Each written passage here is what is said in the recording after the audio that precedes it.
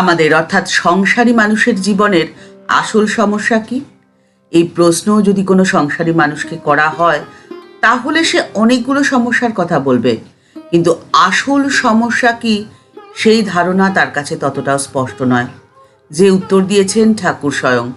ঠাকুর শ্রী রামকৃষ্ণ পরমহংসদেব বলছেন, মানুষের জীবনের সমস্যা বা আসল সমস্যা মাত্র একটি, সেটি হলো মানুষের অন্তরে যে দৈবী সম্পদ রয়েছে তাকে সে জানতে পারে না, চিনতেও পারে না, আর তাকে জানার বা চেনার চেষ্টাও সে করে না।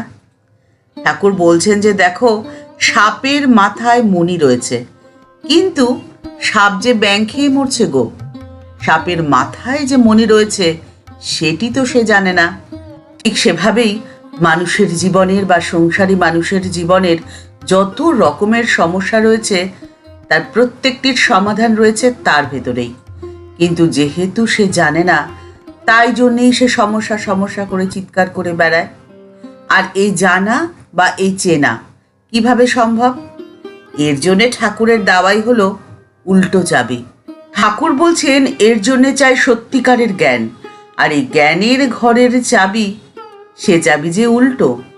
অর্থাৎ মানুষ যেটাকে সমস্যা বলে মনে করে সেটা কোনো সমস্যাই না, আর মানুষ যেটাকে সুখ বলে মনে করে সেটা আসলে তার দুঃখ। মানুষ যেটাকে আনন্দ বলে ভাবে সেটা নিরানন্দের কারণ। যেমন টাকা, বাড়ি, গাড়ি, এদের ব্যবহার যত বেশি করবে ততই তার মূল্য হ্রাস হয়ে যাবে। খুব দামি ব্র্যান্ডের জামা আজকে নতুন, কিন্তু কালকে তো সে পুরনো, রং উঠে যাবে, ছিঁড়ে যাবে। দামি সোনার গয়না রোজ ব্যবহার করো, ধীরে ধীরে তা ক্ষয়ে যাবে। অর্থাৎ 100 টাকার থেকে যদি 90 টাকা তোমরা খরচ করে ফেলো তাহলে হাতে পড়ে থাকে মাত্র 10 টাকা। আর এই টাকা পয়সা, সোনা দানা, সম্পত্তি তুমি নিজে ব্যবহার করলে, খরচ করলে সেটা তো এক কথা, কিন্তু চুরি ডাকাতি সেটারও তো ভয় থাকে। তাই সমস্যা তোমার চারদিকে ঘুরে বেড়ায়, কিন্তু এমন যা সম্পদ তোমার ভেতরে রয়েছে তার ব্যবহার তুমি যত বেশি করবে ততই তার দাম বেড়ে যাবে। কি সেই সম্পদ? সেই সম্পদ হলো অন্তরের দৈবী সম্পদ। বিশ্বাস, সাহস, উদারতা, একাগ্রতা, ধৈর্য, শান্তি, প্রেম, মৈত্রী, করুণা, আনন্দ, এসবের ব্যবহার তুমি যত বেশি করবে দেখবে তোমার ভেতরে তা ততই বেড়ে যাচ্ছে। এই আনন্দ তো ভাষায় প্রকাশ করার নয়, এই আনন্দকে উপলব্ধি করতে হয়। কিন্তু আপনি এখন বলতেই পারেন, এই আনন্দ উপলব্ধি করে কি লাভ? এই জগৎ সংসারে অর্থের মূল্য অসীম, টাকা ছাড়া কারোর কোনো মূল্যই নেই। আর ঠাকুর ঠিক সেই কথাটিই বলছেন। ঠাকুর বলছেন, দেখো, তোমরা যদি বাইরের সম্পদকে বাড়াতে চাও তাহলে আগে তোমাদের অন্তরের সম্পদকে বাড়াতে হবে। এখন আপনি যদি ভাবেন যে অন্তরের সম্পদ বাড়িয়ে কি লাভ, ঠাকুর বলছেন যে যদি ব্যবসায় সফল হতে চাও তাহলে সবার আগে প্রয়োজন সাহস, ঝুঁকি নেওয়ার সাহস। আর পুঁজির থেকেও এই সাহসের বেশি প্রয়োজন ব্যবসায় সফলতার জন্য। এখন আপনি যদি মনে করেন যে আপনার পদোন্নতি প্রয়োজন, তখন আপনার কি চাই? আপনার চাই একাগ্রতা, ধৈর্য আর সাহস।